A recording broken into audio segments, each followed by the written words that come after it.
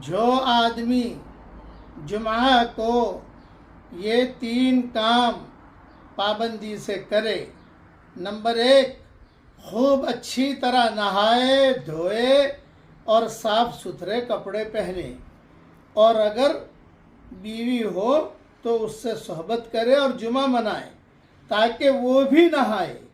Number 2، صبح سویرے مسجد میں جائے۔ نمبر 3، امام سے قریب بیٹھے اور خاموش رہ کر توجہ سے خطبہ سنے تو اسے ہر قدم کے بدلے جس کو وہ اٹھاتا ہے 1 سال کے روزوں کا اور رات کی نفلوں کا ثواب ملے گا۔ سبحان اللہ، کتنی بڑی فضیلت ہے۔ یہ مضمون ترمذی، ابو داؤد، ابن ماجہ اور بیہقی